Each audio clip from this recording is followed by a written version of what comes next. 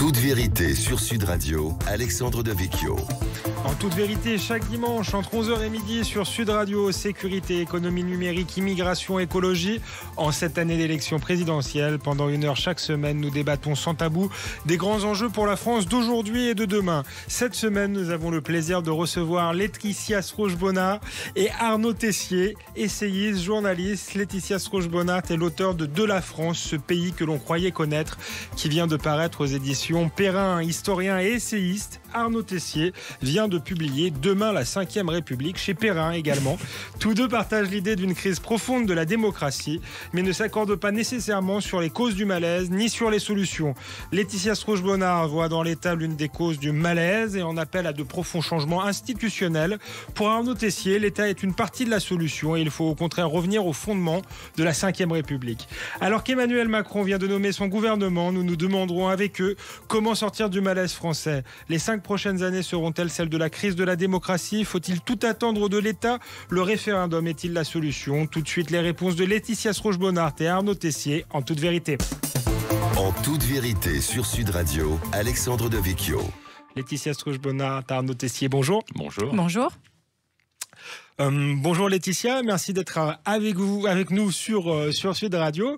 Vous avez écrit ce livre de la France, ce pays qu'on croyait connaître, une espèce de radiographie du malaise français chez Perrin. J'avais envie de vous dire, on a l'impression qu'on est toujours dans le malaise parce qu'on vient d'avoir un nouveau président, un nouveau gouvernement et on n'a pas l'impression d'avoir un grand souffle dans le pays. Est-ce que ça vous étonne et comment vous l'expliquez ? Alors déjà, la façon dont vous tournez la question est intéressante parce que vous parlez d'un... Elle est orientée, mais je pense que c'est un diagnostic qu'on peut partager. Oui, mais vous parlez de la nomination d'un nouveau gouvernement, comme si cette nomination pouvait rendre les Français plus heureux, plus contents, ou si leur vie pouvait changer du jour au lendemain. Et je pense que ça, c'est très français, de penser que la politique, le changement politique... suscite un changement immédiat dans la vie quotidienne. Et c'est vrai que moi, mon approche est très différente. C'est-à-dire que, je vais un petit peu paraphraser Kennedy, mais que je pense que l'important, ça n'est pas de ce que l'État peut faire pour nous, mais c'est que ce que nous pouvons faire pour l'État. Et donc, si je m'inspire de cette citation, j'en conclurai que l'important, ça n'est pas de se demander quand le gouvernement ou le président va changer notre vie, mais si nous pouvons le faire nous-mêmes. Et quand je dis ça, je ne prône absolument pas une forme d'individualisme totalement exacerbé où chacun est responsable de son destin. Pas du tout. Mais c'est cette idée que agir ensemble, exister comme nation, exister d'abord comme, je dirais même localité, avant de penser à la nation, je pense à ce qui est local. Donc, faire des choses ensemble peut se faire et même doit se faire indépendamment de l'État. Et du souffle qu'il peut donner ou non à la nation. Donc c'est vraiment important dans ma réflexion. Ça va être le cœur du sujet. On a quasiment 1 heure pour en parler. Mais il est vrai, sans tout attendre de l'État, que souvent, quand il y a un nouveau président, un nouveau gouvernement, il y a une forme d'état de grâce. Et là, on voit bien que c'est pas le cas. Donc il y a quand même quelque chose qui apparaît en crise. Non, vous croyez pas ? Mais ça peut être la cause plutôt que la conséquence. On peut très bien émettre l'hypothèse que l'état d'esprit des Français en ce moment, qui est en effet un petit peu morose, n'est pas forcément la conséquence de ce choix politique. Et ça peut être la source d'un certain nombre de choix politiques qui sont tout aussi moroses. En fait, ce qui m'intéresse, et c'est ce que j'essaie de développer dans mon livre, c'est surtout l'interaction, en fait, entre l'État et la société. C'est-à-dire que je ne les sépare pas. Et quand je critique l'État, ce n'est pas l'État en soi, et d'ailleurs l'État a beaucoup de vertus, nous en parlerons certainement, mais c'est l'interaction un peu délétère qui s'est installée, selon moi, dans notre pays, entre l'État et les citoyens. Arnaud Tessier, vous êtes l'auteur aussi chez Perrin de Demain la 5e République. Sur le bilan que vous faites de cette élection présidentielle, est-ce qu'on n'a pas tout de même eu une sorte de débat qui n'a pas été très fructueux? Et sur cette nomination du gouvernement, du Premier ministre, est-ce que vous, qui êtes aussi haut fonctionnaire, qui avez été dans la machine, est-ce que ça vous surprend? Est-ce que c'est quelque chose d'assez nouveau? Alors, il n'y a pas eu beaucoup de second mandat de président de la République, mais mais il y a eu quand même Chirac, Mitterrand. Est-ce que c'était la même chose? Non, c'est pas nouveau. Je dirais que cette sorte de mouvement un peu d'opinion, cette agitation autour de la constitution d'un gouvernement, ça date, je dirais que ça a commencé un peu avec le gouvernement Raffarin, au début des années 2000, ça s'est poursuivi et accentué avec Nicolas Sarkozy. C'est assez curieux parce que ça donne l'impression effectivement, et je suis assez d'accord avec Laetitia Roche-Bonnard là-dessus, ça donne l'impression que tout se passe là. Alors, sauf que je vais introduire une nuance sémantique, c'est que le gouvernement, ce n'est pas l'État.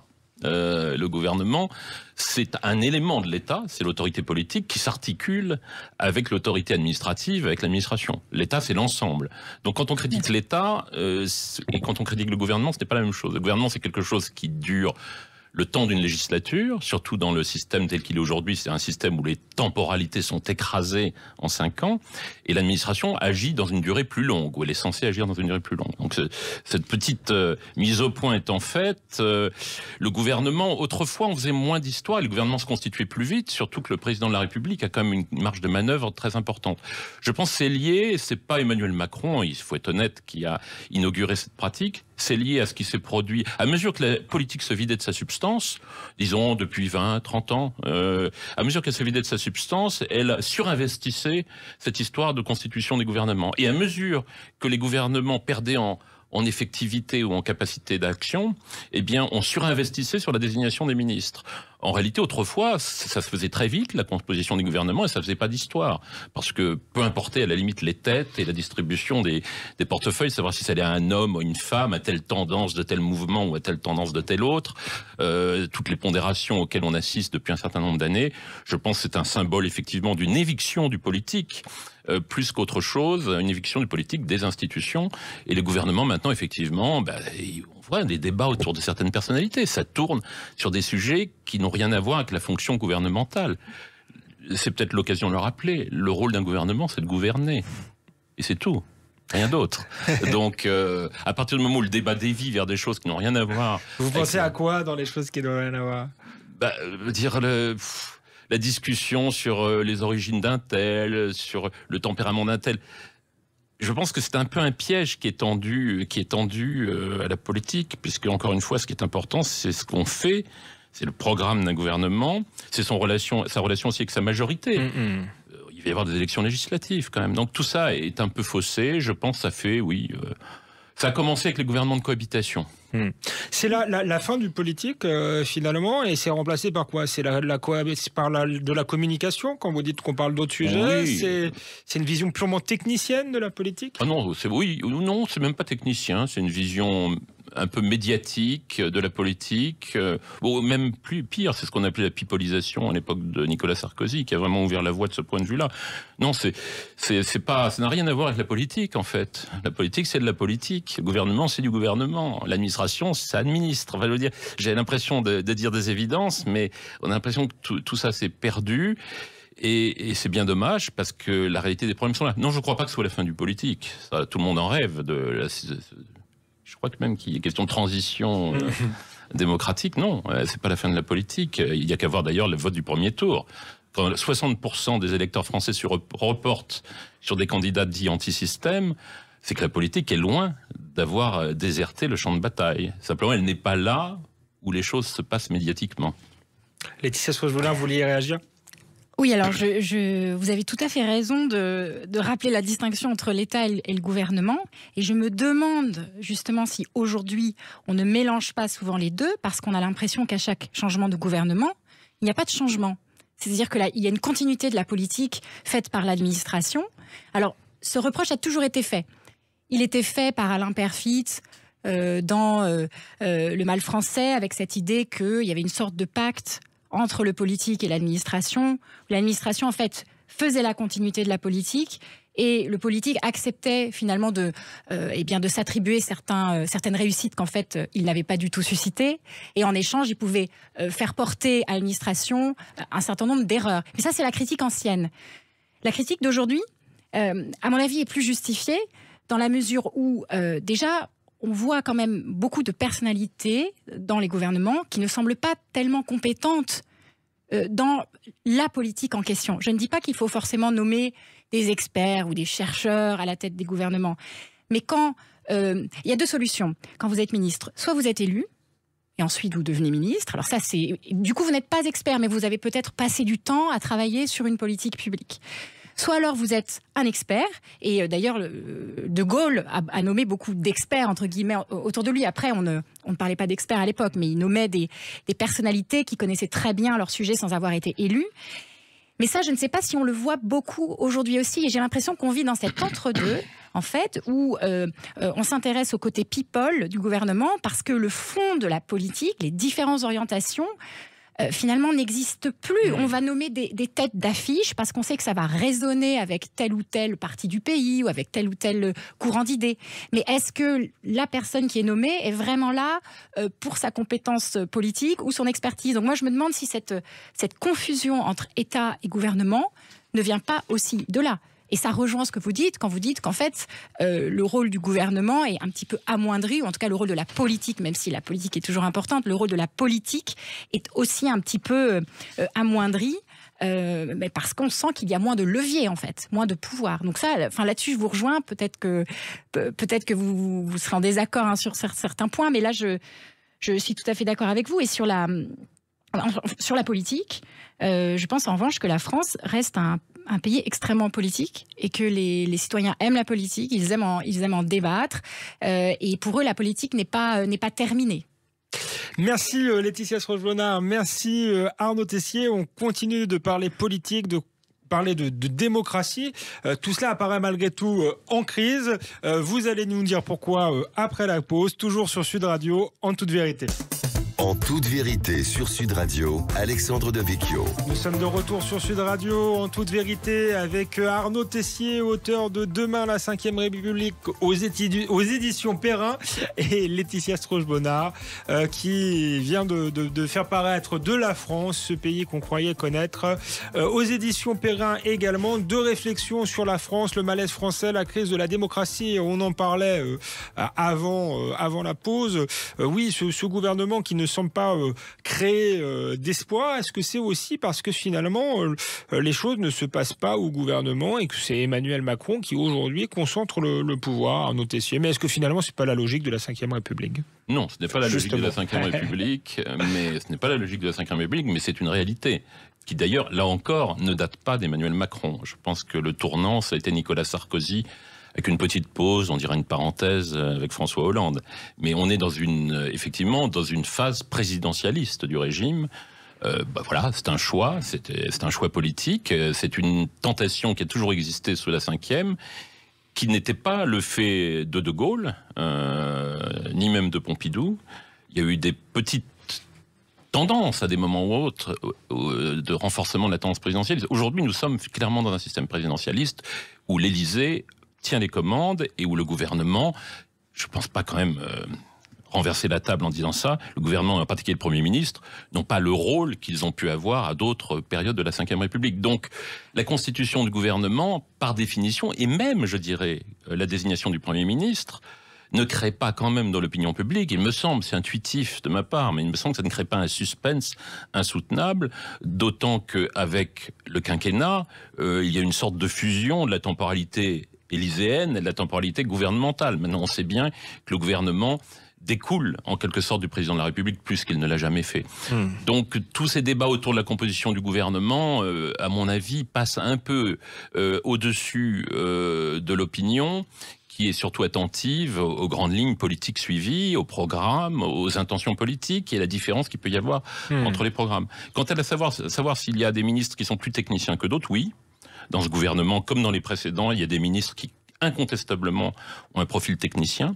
Il y a aussi des politiques qui sont réputés pour leur capacité à maîtriser les dossiers. Je ne dirais pas de nom, mais il y a des politiques qui ont acquis cette réputation aujourd'hui dans le gouvernement, qui n'étaient pas des techniciens.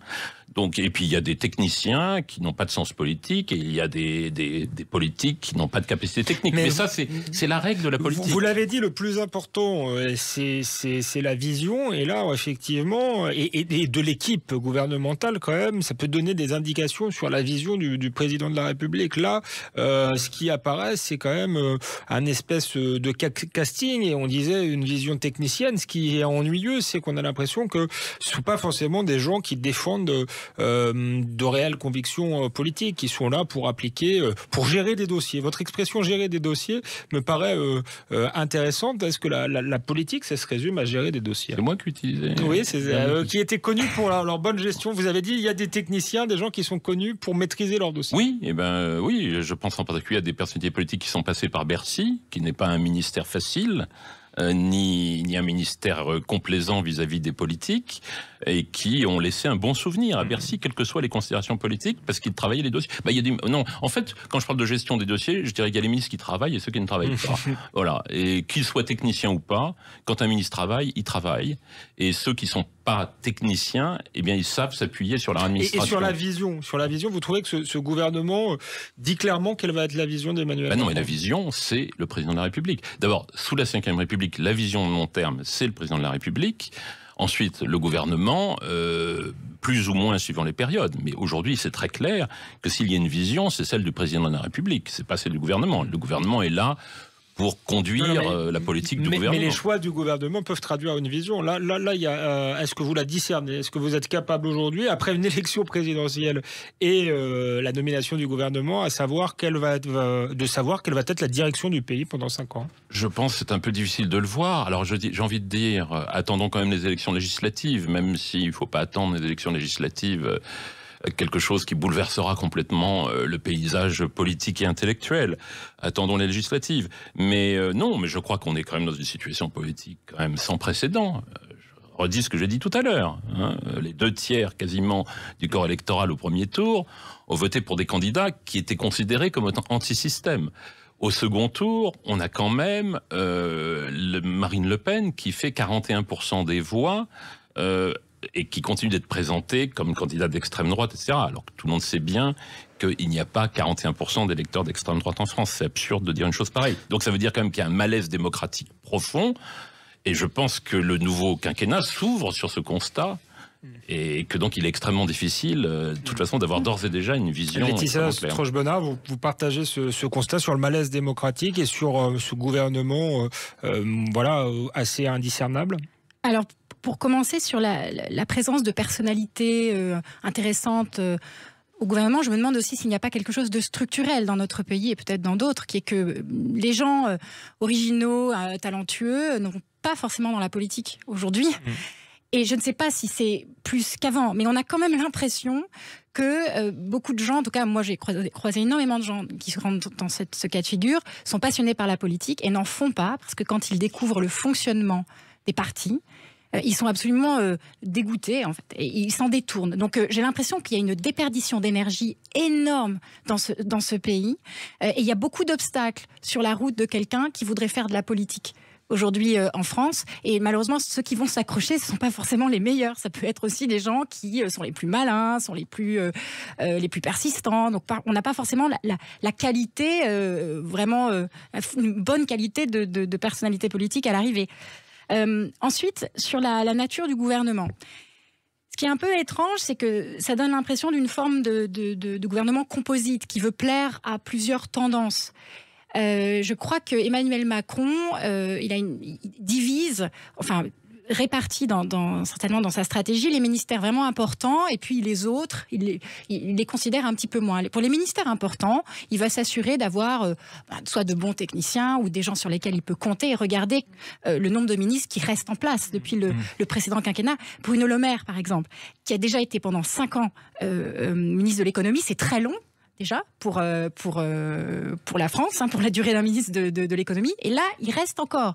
Là, on voit très bien que sur ces sujets, il va faire la même politique. C'est une forme de centrisme.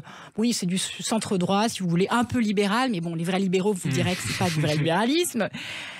Pour le reste, c'est un peu du casting. Donc, il va choisir des gens emblématiques. Je pense à Monsieur Pap Ndiaye pour l'éducation nationale. On ne sait pas très bien quelles sont ses compétences dans ce domaine, parce qu'on aurait pu l'attendre à l'enseignement supérieur, en fait, puisqu'il est chercheur. Mais là, en fait, il est à l'éducation nationale. Donc, on pense qu'il y a une forme de signal.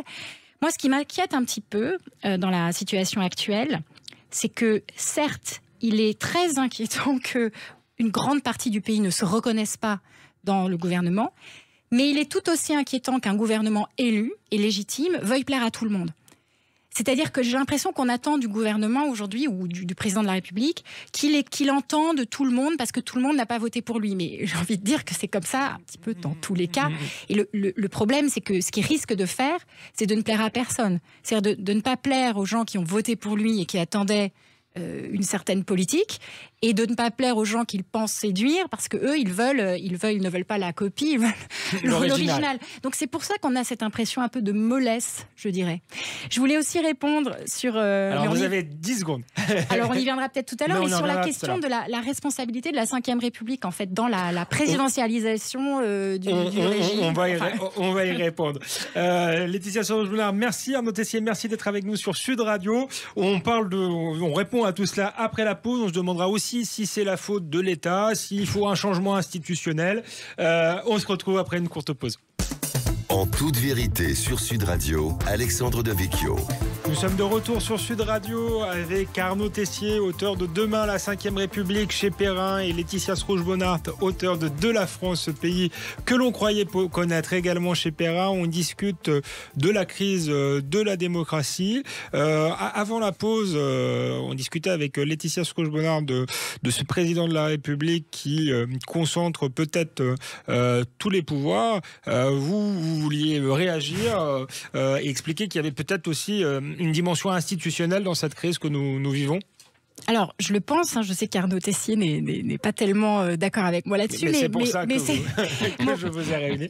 Je pense qu'on oublie parfois que déjà, dans les années 60, il y avait beaucoup de critiques adressées aux institutions. Et je pense notamment à celle de Jean-François Revel, qui était vraiment très critique à l'égard du président et du système de la Ve République. Déjà, il avait l'impression que on avait un peu transformé en politique des principes militaires. Alors bon, il détestait les militaires, donc il pouvait être très polémique là-dessus, avec son humour et sa verve, évidemment. Mais plus sérieusement, il avait l'impression qu'en fait, on avait avalisé un système de redressement du pays depuis le haut, avec une organisation un peu martiale. Et lui, il voyait quand même une personnalisation du pouvoir très forte et une concentration des pouvoirs assez importante. Je pense qu'aujourd'hui, la concentration est plus forte. Et ça tient à d'autres phénomènes qui n'ont pas forcément à voir avec les institutions. On vit déjà dans une société où, alors ça c'est une analyse un peu tocquevillienne, on est plus individualiste. Et quand on est plus individualiste, nous dit Tocqueville, on a tendance à regarder plus vers le haut, vers l'État, et d'attendre tout de lui. Et donc forcément, la figure du président va être une figure encore plus providentielle dans une société comme la nôtre. Et c'est vrai que à l'époque de Charles de Gaulle, on oublie quand même que la religion était encore très importante, donc c'était un lien, un lieu de sociabilité et d'entraide important. Il y avait, disons, une vie de la société civile qui était, à mon avis, beaucoup plus forte qu'aujourd'hui. Donc, dans un contexte où vous avez beaucoup plus de réseaux d'appui, de solidarité, où votre vie sociale et civile est plus complexe, vous allez en attendre moins du pouvoir, et le pouvoir va moins vouloir vous décider d'organiser votre vie. Donc, ce que j'essaie de dire là aussi, c'est que nous sommes responsable de ça. C'est que nous critiquons la présidentialisation, la concentration du pouvoir, mais parce que nous le voulons bien. Nous voulons bien aussi, délaisser un grand nombre de nos libertés à l'égard de ce pouvoir. Et c'est vrai qu'il reste une ambiguïté. Et moi, j'ai tendance à penser, enfin c'est mon hypothèse, que c'était inscrit un petit peu dans les gènes de cette Constitution, parce que quand vous décidez d'organiser la politique de cette façon, déjà avec un exécutif à deux têtes, ça va rendre, disons, le rôle du président bien plus important. Si vous comparez au régime britannique, par exemple, où c'est beaucoup plus horizontal, vous avez un parlement, vous avez le parti majoritaire qui choisit un Premier ministre, le Premier ministre rend des comptes à tout le Parlement, et puis dès que ça ne va pas, on change de Premier ministre ou on lui demande de changer. Donc, vous voyez, c'est beaucoup plus horizontal. Il y a moins de concentration du pouvoir possible. Ce qu'on voit aujourd'hui avec Emmanuel Macron qui sort toute la politique de son chapeau ne serait pas possible dans le système britannique, parce que Boris Johnson doit constamment rendre des comptes à ses pairs. Finalement, ce sont PAIR. Les autres députés sont ses pairs.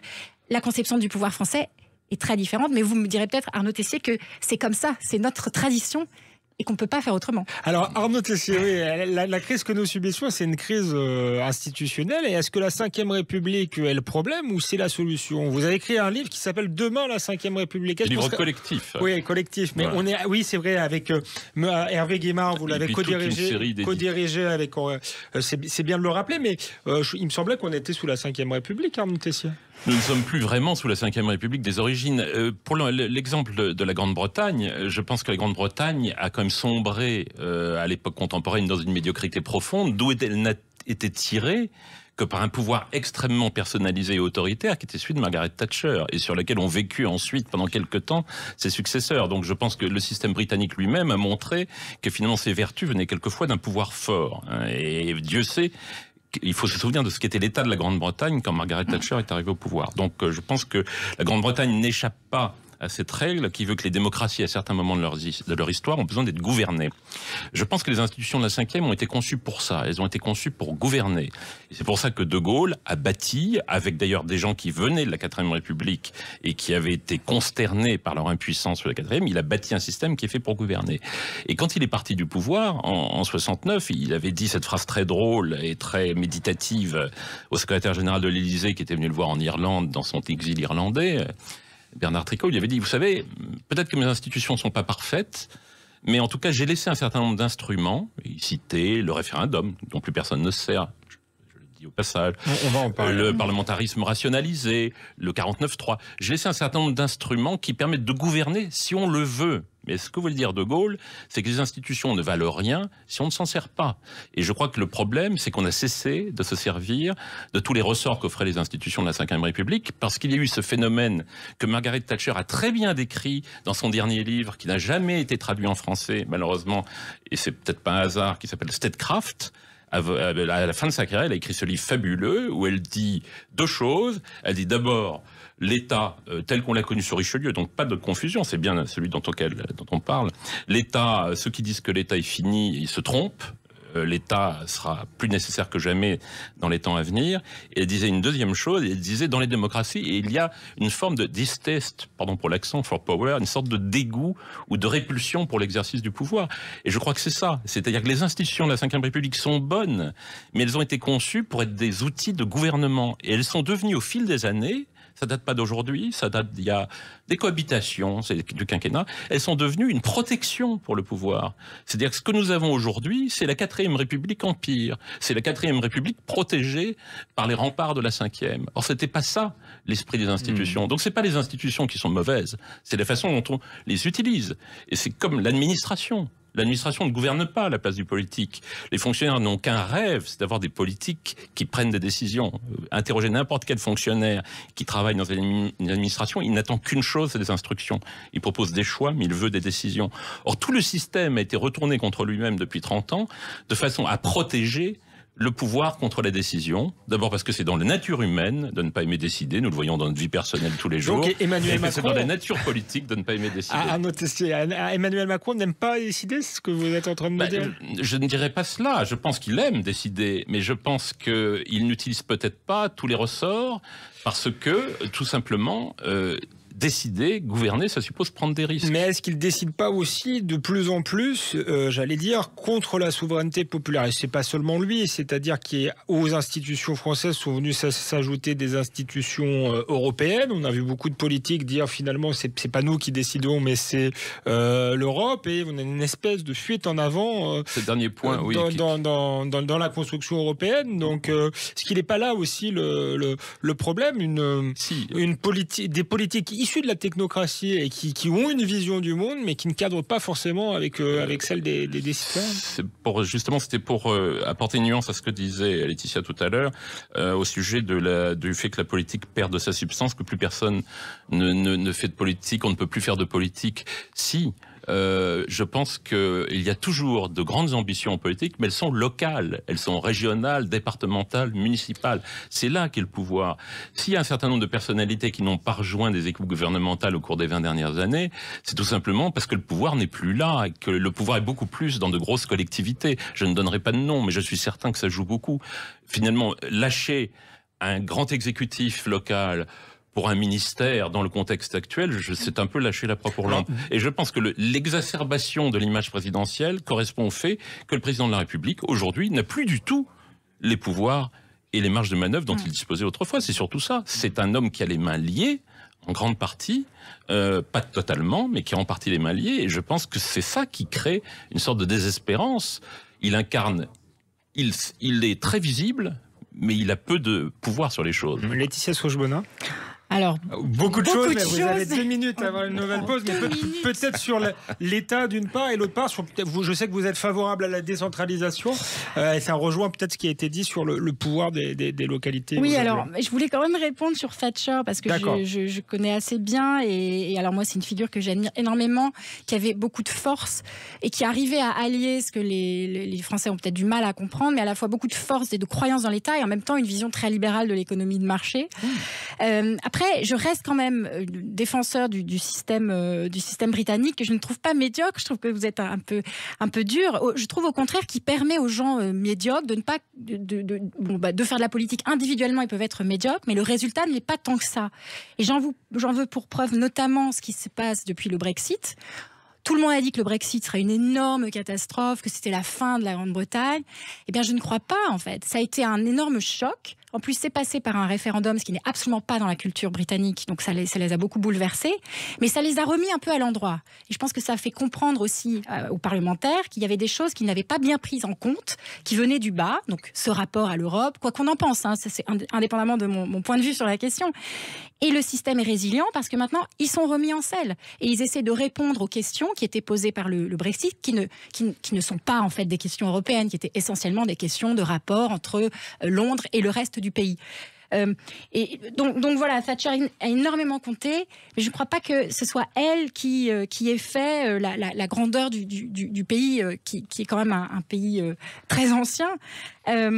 Alors, sur les référendums, moi, ce que j'ai beaucoup aimé dans votre livre, Arnaud Tessier, c'est que vous expliquez bien, justement, ce qu'est le référendum dans la Ve République et qu'on a complètement oublié. Et en effet, à vous lire, on se dit que cet outil, s'il n'est pas utilisé, rend la Constitution bancale. Et c'est très étrange de voir que depuis De Gaulle, il y en a eu, mais bon, ils ont eu le destin que l'on sait. Et c'est vrai que là, je vous rejoins. C'est-à-dire, moi, je défends plutôt le référendum d'initiative citoyenne, le RIC. Et on pourra en reparler. Mais je trouve aussi intéressant qu'on ravive l'usage du référendum tel qu'il est prévu dans la Constitution. Et j'aimerais aussi vous demander pourquoi, à votre avis, il n'existe plus. Arnaud Tessier répondra après la pause. Est-ce que le référendum est la solution? La réponse de nos invités, Arnaud Tessier et Laetitia Srochbona, en toute vérité sur Sud Radio. C'est dans quelques minutes. En toute vérité sur Sud Radio, Alexandre Devecchio.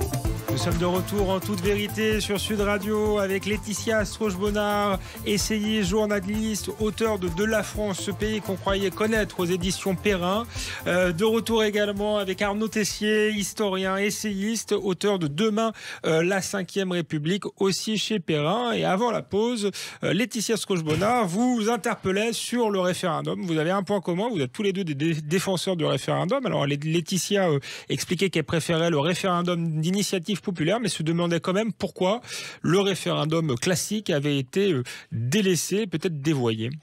Je crois que la réponse, on l'a depuis le référendum de 2005. La réponse n'a pas convenu, donc on l'utilise plus. C'était la fameuse boutade de Valéry Giscard d'Estaing qui disait que faire ce référendum était une bonne idée à condition que ce soit oui. Donc à partir du moment où on part de ce principe, puis je crois que le référendum fait peur parce qu'il a été utilisé par De Gaulle avec beaucoup d'énergie, au point que De Gaulle est parti parce qu'il avait perdu un référendum, et donc tous les successeurs de De Gaulle ont peur d'être obligés de faire face à ce terrible défi, alors qu'en réalité on peut très bien perdre un référendum et ne pas s'en aller. L'argument qui est souvent utilisé contre le référendum c'est de dire que c'est une sorte de plébiscite déguisé ou que ça ne va pas pour des sujets très techniques. C'est faux. Le référendum sur Maastricht en 92, Dieu sait que c'était un sujet technique en apparence, mais à partir du moment où le technique est posé intelligemment en termes politiques, comme fut le cas par Philippe Séguin, pour ne citer que lui, eh bien les Français se prononce très clairement. Donc c'est un des éléments clés de la Constitution, puisque l'article 3 le place sur le même plan de légitimité démocratique que l'élection des députés. C'est un instrument extraordinaire qui a été conçu comme tel, et pas par De Gaulle tout seul, mais qui venait aussi d'un certain nombre de personnalités de la 4e République.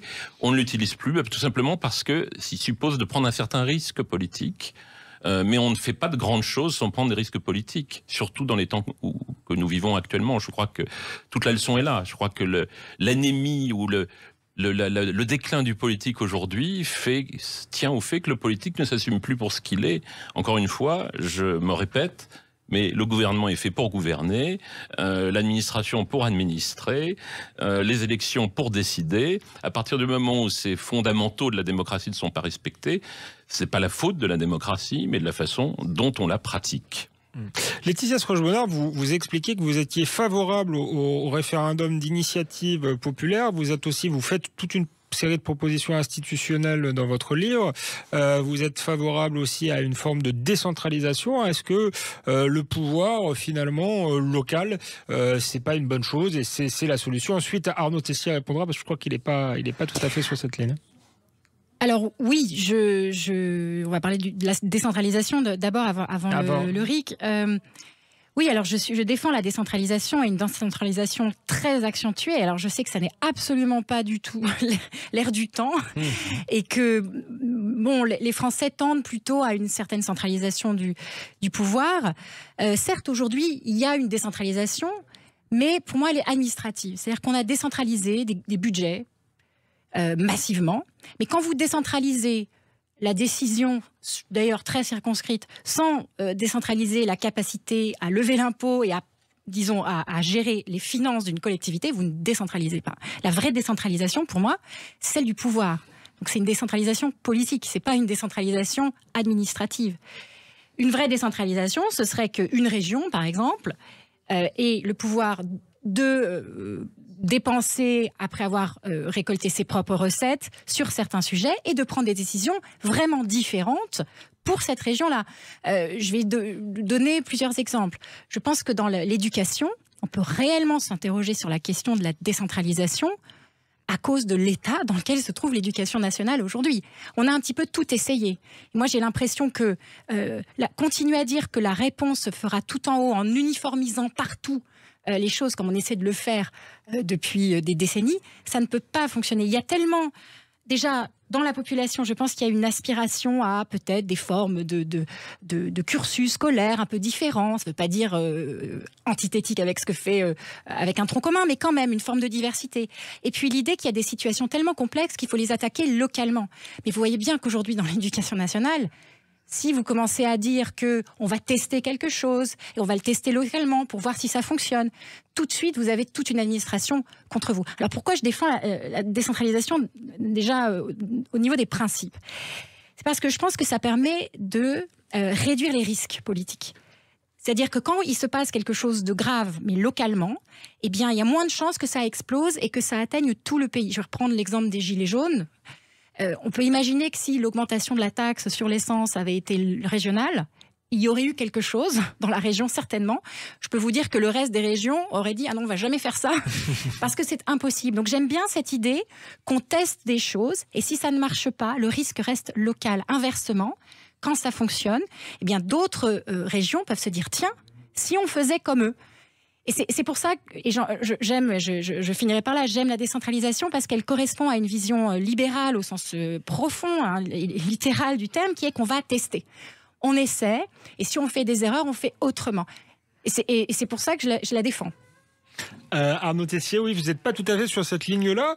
Et est-ce que c'est pas aussi un risque dans un pays qu'on dit archipélisé, c'était l'expression de Jérôme Fourquet, de diviser encore plus le pays? Et ça nous amène peut-être à une question sur laquelle on pourrait terminer, qui est celle du malaise identitaire. Laetitia Sroche-Bonnard pense que c'est pas le cœur du sujet. Est-ce que c'est aussi quelque chose aujourd'hui qui pèse sur l'action populaire, l'action politique? Nous sommes un pays très décentralisé, mais qui a été décentralisé avec une certaine intention politique qui était celle de François Mitterrand et qui est une décentralisation atomisante. C'est-à-dire on a explosé le pouvoir entre une multitude de collectivités avec une légitimité démocratique qui n'était pas évidente. Donc nous sommes très décentralisés, mais il est vrai que nous ne sommes pas dans un système très cohérent. C'est-à-dire qu'on pourrait tout à fait envisager, c'est ce à quoi vous aspirez en réalité, qui est un système fédéral, qui effectivement responsabilise sur un plan régional et qui a l'avantage d'introduire une responsabilité politique plus forte. Je prendrai un exemple en faveur de ce système. En Allemagne, le problème de l'immigration, qui est un problème ô combien sensible en France,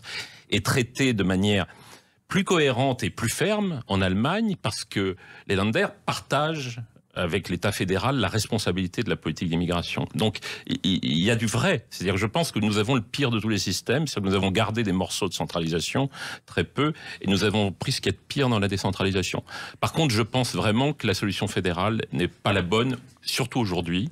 D'abord parce que quand même, ça ne marche pas si bien dans les pays fédéraux. Voyez l'état de la démocratie américaine, voyez ce qu'il advient de l'Espagne, et voyez les tendances fédéralistes que ça donne en Grande-Bretagne. La Grande-Bretagne de vos rêves et de mes rêves aussi, la Grande-Bretagne éternelle est en train de se décomposer et ce n'est pas la santé très médiocre intellectuelle et politique du Parti conservateur qui la sauvera. Donc je pense que le système fédéral est meurtrier en fait, et je pense qu'il a beaucoup d'avantages en période de paix et de prospérité, qu'il a beaucoup d'inconvénients en période de crise. Mais ça tombe mal parce que nous sommes en période de crise et nous en sommes pendant longtemps. Et je pense qu'un système fédéral aboutirait à ce que redoutait Fernand Braudel il y a 30 ou 40 ans quand il disait qu'on allait découdre une France qu'il avait fallu 200 ans à recoudre, pour recoudre. Et je pense que de ce point de vue-là, le rêve tocquevillien aussi est dépassé. Il y a un homme qui l'avait très bien compris, qui n'était pas De Gaulle, De Gaulle n'était pas du tout fédéraliste, je vous rassure, c'était Pompidou. Parce que Pompidou avait dit, dans un discours mémorable devant le Conseil d'État en 70, lui qui était plutôt libéral, il avait dit, mais l'ère du libéralisme, elle sonne un peu, c'est un peu le glas qui est en train de sonner, parce que nous arrivons dans une période terrible où des puissances économiques sans précédent vont émerger. Pompidou dit 170. Nous entrons dans un monde dangereux où il faudra un État fort. Il n'a pas dit centralisé, mais l'idée y était. Et je pense que ce monde-là, qui avait été perçu par De Gaulle, décrit par Pompidou, nous sommes en plein dedans. Et je pense que ce n'est pas le moment de faire éclater la France un peu plus et de dissocier encore un peu plus les régions riches et les régions pauvres. Ça ne me réconforte pas l'idée que Dieu sait que l'État et l'État dans lequel il est, ce pauvre État explique beaucoup de défaillances qu'il y a pu y avoir. Je ne dis pas que l'État était parfait pendant la crise du Covid, mais je ne suis pas sûr que le fait que certaines régions, certaines villes auraient pu acheter des masques et pas d'autres, me réconforte. Je pense que le bon système, c'est le système où tout le monde a des masques. L'idée, c'est pas de décentraliser tout. La question, c'est l'échelle de la politique. Ce qui m'intéresse, c'est de savoir quelle est la bonne compétence à quelle échelle. L'achat des masques ou la politique sanitaire, en Allemagne, c'était l'apanage du gouvernement fédéral. Il y a trop de collectivités en France, c'est un fait. Donc, et la question, c'est plutôt, sans être dogmatique, se dire, n'y a-t-il pas certaines politiques qu'on devrait concevoir au niveau local, et là, peut-être là où nous divergeons, c'est que moi, je propose de partir du bas. C'est-à-dire de se dire, la vraie subsidiarité, c'est de se dire, voilà, que peut-on faire à ce niveau ? Tout ce qu'on ne peut pas faire, on le remonte. Et petit à petit, on arrive dans un État fédéral à ce qui est vraiment d'essence de la souveraineté. C'est-à-dire, c'est la politique étrangère, l'intérieur. Enfin, donc, je vois bien qu'on est en désaccord sur le principe, mais je ne pense pas que ce soit contradictoire avec l'idée qu'on peut distribuer selon l'échelle. Et j'ajouterais quand même que sur la question de la crise et des crises, j'ai quand même l'impression que l'Allemagne a mieux résisté à la mondialisation parce qu'elle a une politique très décentralisée qui fait qu'en fait, il y a de grandes métropoles partout et autour un tissu économique qui se constitue et qu'on a beaucoup moins cette dépendance à Paris. Le problème de la France, c'est qu'au-delà du fait qu'elle ait un petit peu laissé son industrie à l'abandon, elle a concentré énormément de ses services, de son pouvoir intellectuel aussi, parce que dans la centralisation, pour moi, il y a aussi tout le reste. Il y a les médias, il y a la culture, il y a le monde intellectuel. Le fait de concentrer tout au même endroit fait que vous allez rendre le pays beaucoup plus fragile. Donc moi, je suis toujours dans cette réflexion sur la fragilité et la résilience.